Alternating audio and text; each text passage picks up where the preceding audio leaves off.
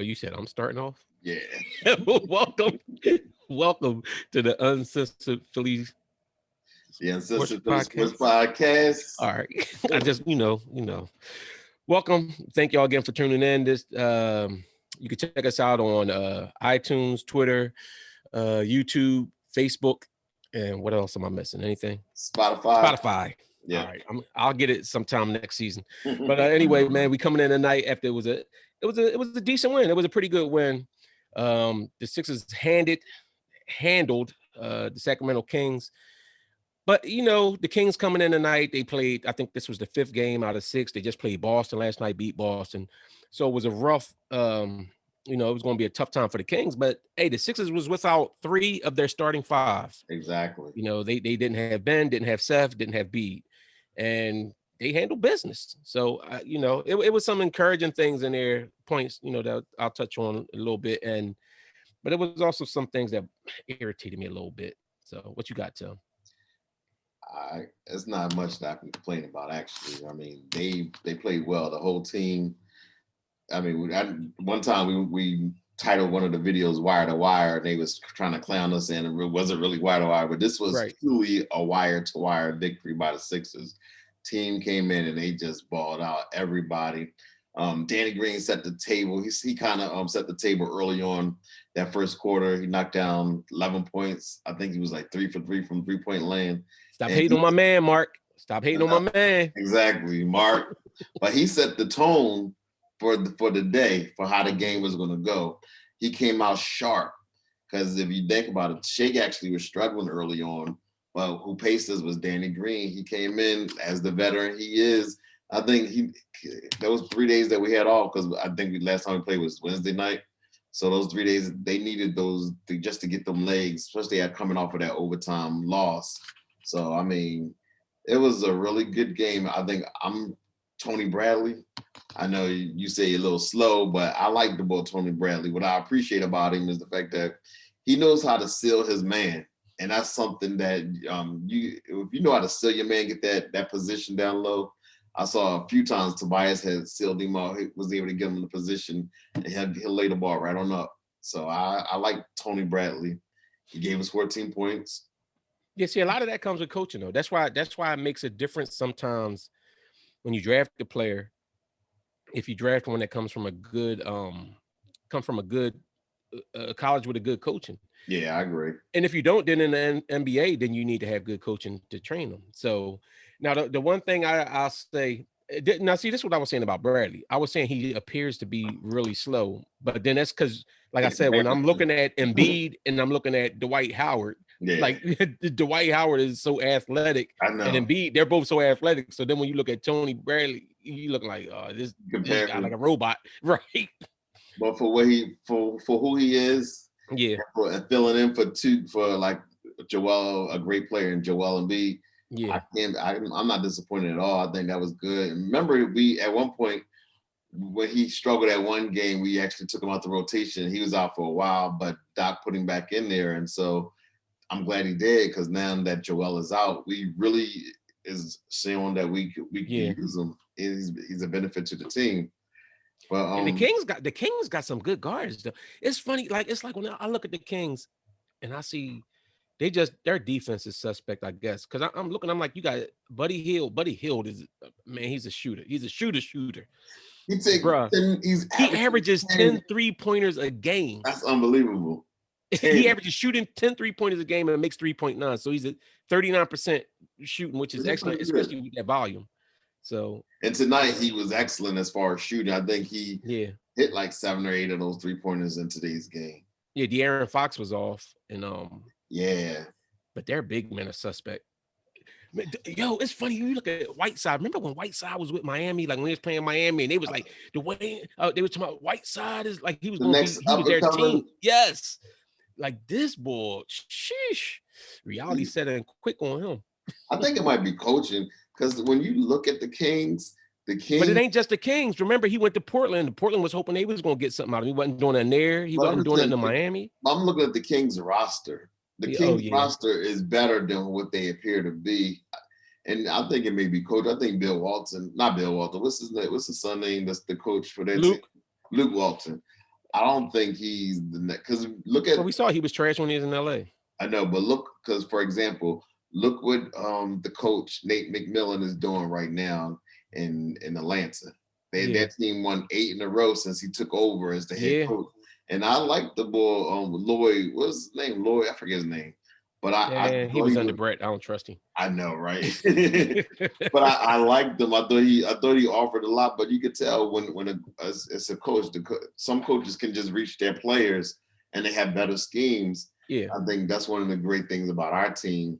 We have good schemers in Jaeger that we got. That's our lead assistant coach, and then you got players. You got the coach like Sam Cassell, who's a good motivator for the players. So that's like, wait, am I tripping? Is Popeye Jones on the bench for us too?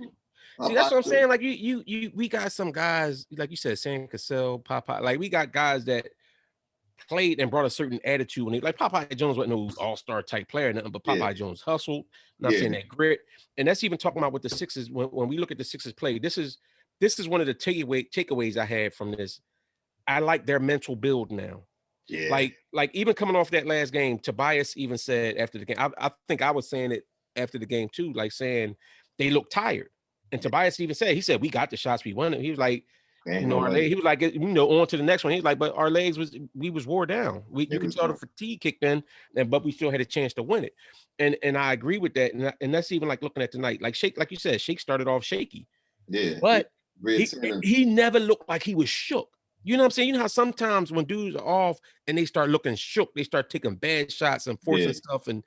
But Shake never did that to me. He just kept trying to play his game. And I think that's a testament to the coaching, because I don't think that Shake was like that before. I agree.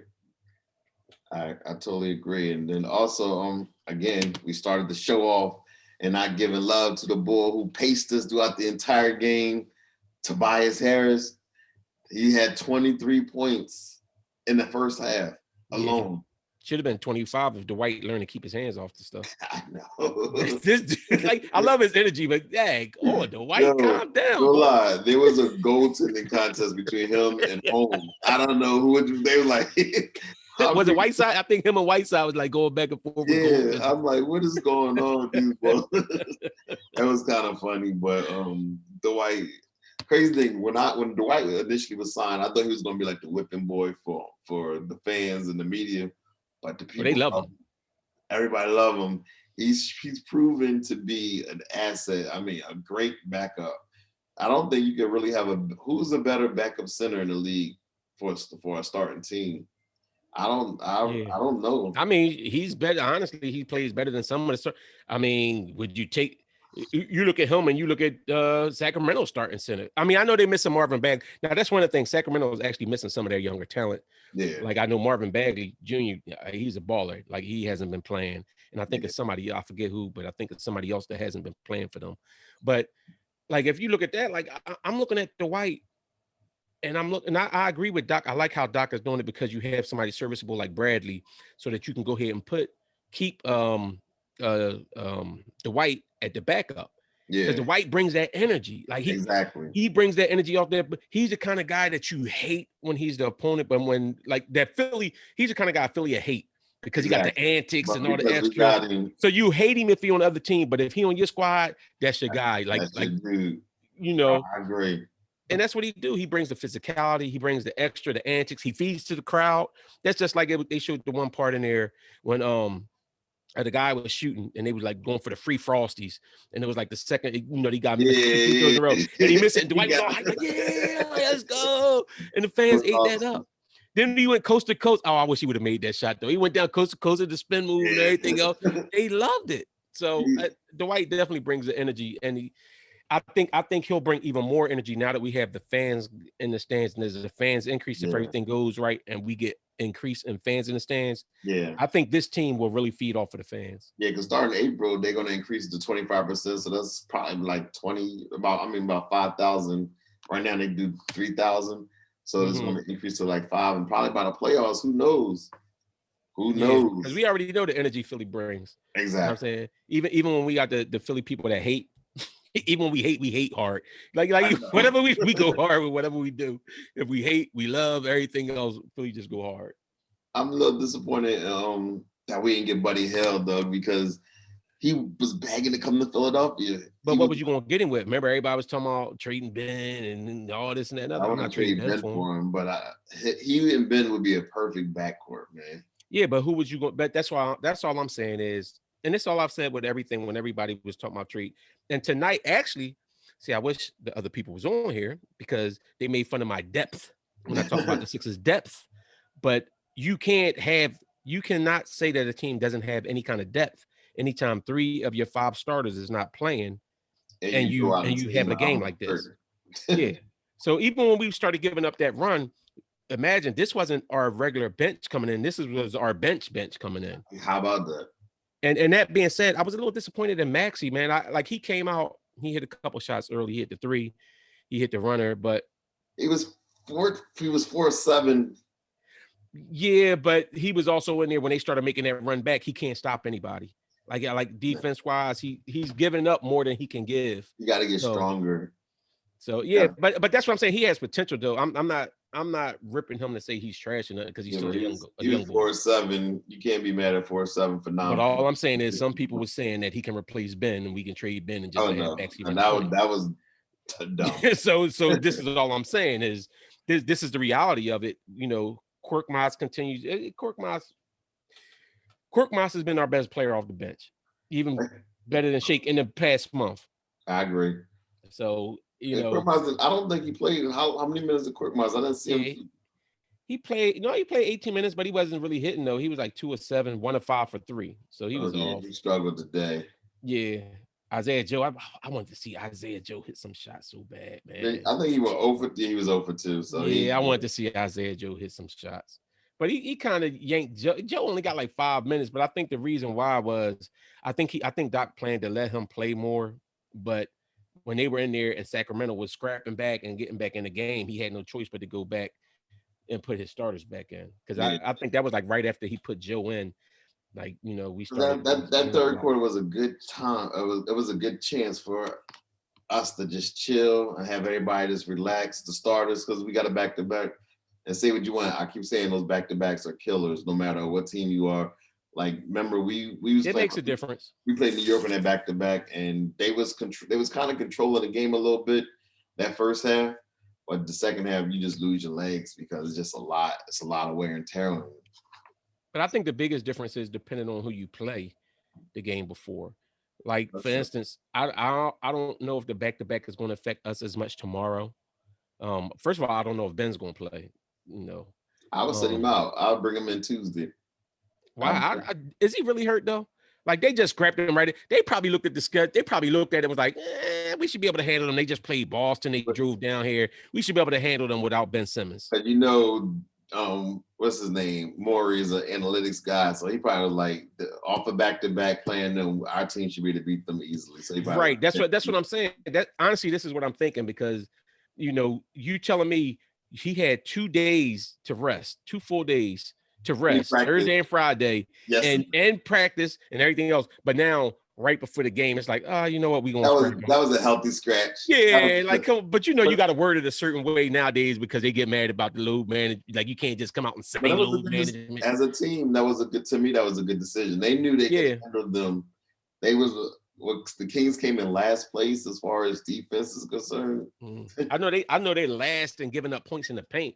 So you already know, you could bully them. And that's what Tobias did tonight. Because I do want to get back on that a little bit because like I agree with you.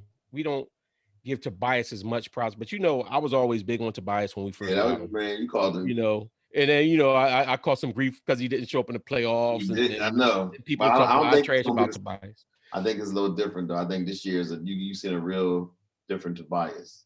Well, that's what I'm saying. Like, even with Tobias, right? Like, last year, it seemed as though they was trying to make him more of a 3-point threat, like just 3-point shooting, like a shooter. Like, that system we had under Brett was basically like set up shooters and let the shooters shoot. Yeah. But if you look at it with the players that we have, and this is remember last year, I kept saying bully ball. We had all this hype about bully ball, and I kept saying, if we play bully ball, we should win a lot. We play bully ball this year. Yeah. Especially when you bring Dwight in, because Dwight is a bully. Dwight is a straight He's a bully. Like, listen, man, he got me ready to get myself back in shape. I'm gonna have to order me some weights because I don't know if I'm going back in the gym. I ain't been in the gym in a year. I'm gonna have to get me some weights. Dwight, I'm like, he's 35. He's still pushing it like he like a young me. I know, because he still got energy. He can still good jump. He do. I'm impressed. He do. You know what I'm saying? He take care of himself. But see, that's the other stuff. I think all this stuff adds to us having a decent team and a good team. It's like certain players. I know we feel certain kind of way about certain players. Like some people feel Danny trash, get rid of Danny. And listen, if that's the difference between us getting a real good, contributor, like a real, like a Zach LaVine or something like that. Okay. I'm not going to hold you. I'm not going to fight for that. Yeah. But I'm not just throwing these dudes away. Like him and Howard, they bring that veteran presence. They've won chips. Exactly. You know, they won a chip for Dwight, but they've won. They've been to finals. Yeah, they know what it takes. They know what to do. Yeah, and Dwight has been the guy on his team before and taking a smaller role. And I think he likes playing here. I think he likes the role that he plays here. I'm telling you, the bench is finally gelling. You see it's coming together, and that's coaching to me. I think you're right. You're saying now a real coach. I mean, our shooting threes tonight was crazy. At one point we was like 7 to 10 from 3-point land. We was killing it. We played well. I have no complaints at all about this game at all. I wish I could say a negative. I don't wish I could say a negative. I'm glad I actually. Mike Scott. Heck. Okay, that's a negative. No, listen, because I'm with y'all. I like Mike Scott. I like Mike Scott as a person. Yeah. And like I said last year, you know how we get into our arguments or whatever. We have who we caping for, so we get certain ways of stuff. But I want to see Mike Scott be that stretch four we need. I want to see Mike Scott play the way that he played at the beginning of last season. But it's like it's not there. Like I think he brings energy and everything else, but just like an ability, I don't see where he deserves any minutes in the rotation now. You know, like going into the playoffs, you know how the rotation gets cut short. So you talking about off the bench, you got Cork, you got Matisse, you got Matisse, you got Cork, and you got Shake and Howard coming off of the bench. Like that's your 8. Yeah, I mean that's 9. I mean, you know, now, but that's why I say to me, Seth Curry, I would like to see. I'll be down with resting Seth Curry for a few games. Just let him rest up. He'll come back. Let him work on getting that stamina back up again. He's gonna play his brother. He's gonna play. His brother might not play though. I know he got the little tailbone issue. He broke his butt. Yeah, they put a stat up in the game that was interesting about De'Aaron Fox. They say it was 23 players that's averaging 23 and 7. And they had De'Aaron Fox, Dame Lillard, Luka, the Joker, Trae Young, LeBron James, and James Harden. And I was like, you know who one player next year should be on that list? Who that? Ben. Ben can average 23 and 7. That should be a demand for us. He should be able to give us 23 and 7. If all of these players, if LeBron can do it, tell me why Ben Simmons, who's 10 years his junior, can't do it. See, this is my thing with the whole Ben Simmons thing. Now, I do agree. Now, for one thing, this is where I'll go and I'll agree with you, where Ben Simmons can get better at shooting. Yeah. And he can be, I just, for my sanity, and this is why I don't hate Ben the way some people hate him. For my sanity, I say I don't expect Ben to shoot. I look at what he can do, though, and what he brings. Now, sanity, though. Right, for my sanity. Now, as a fan, I absolutely want him doing that. Yeah. But I don't want to hate my team, and I don't want to hate players on my team. Yeah. You know what I'm saying? I want to root, and I want to, and that's kind of like what Doc was saying, where Doc was like, he looks at the players, what they can do, and that's what he builds off of. So that's what I'm saying. It's, that's what I'm going off of that. And I appreciate him saying that, but at the same time, as a coach, I need you to get me to a better place. Don't just play to my strengths. Help me get better on my weaknesses. But see, this is what I say to do. Like how you said before, like during the season, I think last game you were saying during the season, this is when he should be doing certain stuff, working on it. I disagree. During the season is when you do the stuff that you do. In the off season is when you build that stuff up. But he's been building that stuff up in the all season. No, he hasn't. He practiced. I don't think he ain't been shooting. First of all, he down there playing with the the YMCA Aussie League. Like, bro, I want to see you. I want to see you in the off season working out, like, and don't just go to LeBron and like I want to see you balling like in them same circles with Devin Booker and all them, like that intense, and then working on your jump shot in those settings. That's what I want to see. I agree. But that being said, I still don't have an issue if Ben don't get those numbers. If we have other guys who are scoring, like if Seth, like I said, Seth Curry was scoring 17 points a game. You know what I'm saying? Danny Green 11, B scoring 30. Tobias looks like he can average 25. So I'm saying if you have those numbers from other guys, I don't have to have Ben score 23. But that last game that we lost, what did we lose to? Was that New York? No, we beat New York. We lost to Milwaukee. That Milwaukee game, if Ben had like a little jumper, like a five, come down the lane and just knock it down and get back on defense, you're not extending all that energy trying to post down low, going against, because whatchamacallit, say what you want. And Ben was giving it to Giannis. Giannis struggled big time. He only had 4 points. When Ben's legs went in the fourth quarter and he was tired, that's when Giannis took over. But see, at the same time, Giannis shut down Ben. But this is where I differ with you on that, though, because I see it takes a whole lot out of you to play defense, especially on a player of that caliber. It does. And I'm saying that to say we all know that. Listen, we all know that. That's how come when we down Bull House and we playing, you don't play defense. You just Good point. And we know, and I know, like, but see, some players, and this, I guess this is why I give Ben a little bit, because like for me, if I'm getting a little bit tired and we playing, if you notice, I'll say, go ahead, I'll stay back on defense. Like, go ahead, I'm back on. I'd rather slow down and go on offense and get back and get that energy on defense if somebody else can score for us. He's 25 years old. He's 24 years old. No, I get that, but a world-class athlete guarding Giannis and on a back-to-back, on a night after, on a back-to-back, where he just was sticking like Julius Randle the night before, like. But he had 32. Yeah, but he had 32. Giannis Julius? Who had 32? Giannis. Yeah, but we saw in the beginning of that game, Ben had clamps on him. Ben did. But I agree with you to say, and I say all that to say is, to think that him having a jump shot would have took pressure off. Jump shot, a lot of times, jump shot is your legs.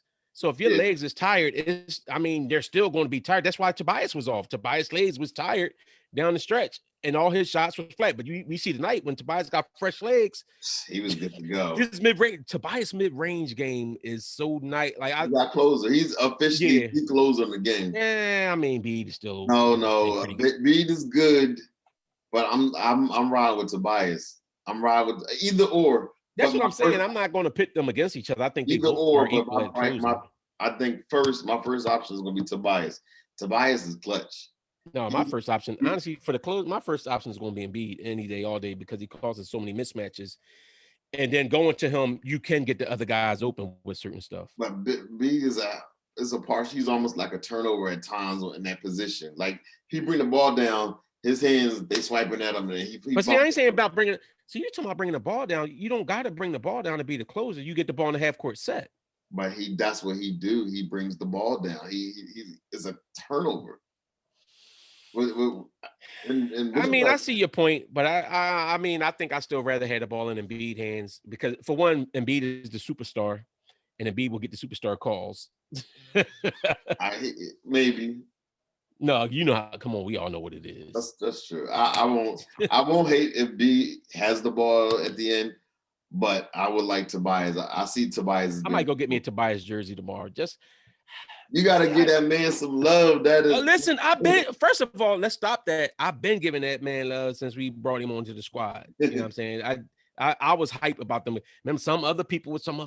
Oh, we gave up Landry Shamet. We gave up too much for Tobias.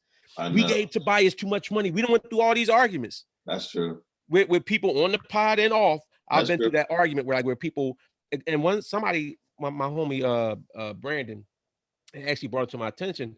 It was like everybody saying Tobias got too much money. He got paid the same money Middleton got. Exactly. Would you rather have Middleton or Tobias right now? I would give me Tobias every time. That's what I'm saying. That's just what the going rate is. All right, so Thursday is the trade deadline. Do we sit still?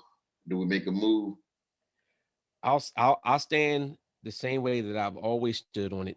If there's a move to make our team better without taking away from the core of our team, I'm with it. And that means if it means, I honestly, I really don't want to get rid of Danny Green. I really don't. But as much as he frustrates me at times, but look at his defense and his. I think he's contagious. I think him and Dwight bring that veteran presence that you need on teams, especially when your talent is so young and have never done it. Like Tobias has never been. I think Tobias, did he ever go to the playoffs even before he came to the Sixers? So. He was at the you know what I'm saying? Ben and B been to the playoffs, but they ain't been past it. But you got these two guys that been to championships and played, and you see it in their confidence. Yeah. So I think that helps this team. But that being said, if you're telling me you could bring in a quality starter to take either the 2 or the 3 spot, I would have to make a move. Huh?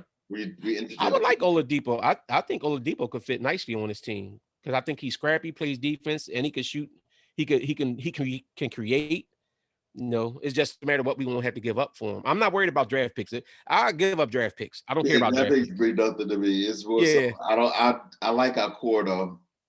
Maybe the best move is no move, and then just try to get somebody at the buyout market. When did you say the deadline is?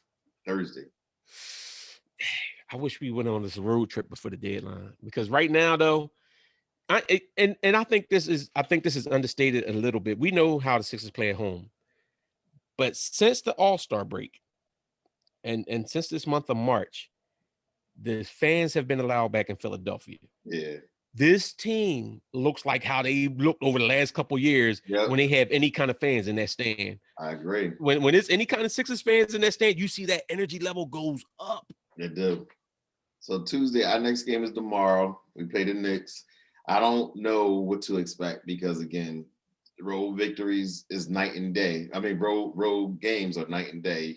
As well as we played the night before when we played Knicks, that following day when we played Milwaukee, it was just like craziness. So I don't know what to expect. If Ben plays, I think I expect to win. If Ben plays, I expect them to win tomorrow? I do. Ben Simmons has never lost to the Knicks or haven't lost to them in years. I know it's a crazy stat out there like that, but yeah, I think it was a deliberate get Ben the rest so Ben can come in nice and fresh tomorrow. I agree. I truly believe that's what the move was. Yeah, and it makes sense. I have a problem with it either. That's strategy. Yeah. That's gonna wrap us up. You got any final thoughts before we roll out here? Yeah, I do got a final thought. What's that? I got it. I want to get your thoughts. See, I wish the Lasses was on here because I think we all felt the same before. What about your boy TJ McConnell? Yeah. What are you doing now? you ain't see tonight? TJ McConnell against Miami last night. 16 points, 15 assists, 3 steals, a block, 6 rebounds. Did they beat him? And he shot 8 for 9 from the field. Oh. No, they spanked Miami. 137 to 110. Every dog has his day. This is the second time. Listen, 16 assists though. Remember, didn't he had like something like that before? Remember, you came on talking about TJ McConnell had all these. He had like 10 steals. I don't know. Maybe maybe he's better than. I still know. He still ain't better than the He still ain't better than the Fultz. Yeah, Fultz. He's not better than him. See, look, even TJ played better with better coaching. I know. It don't matter. Brett Brown was the problem for everybody. That's if that's a takeaway. I would go to my grave saying Brett Brown was the issue. Brett Brown. No, that's all I got, though. All right, we'll be back tomorrow. But a great win by the Sixers, 129-105 over the Sacramento Kings. So we look forward to seeing y'all tomorrow. Don't forget to like, comment, and subscribe. Again, we on YouTube, Spotify, iTunes. And share the video and comment. But most importantly, the Uncensored Philly Sports Podcast. We out. Peace.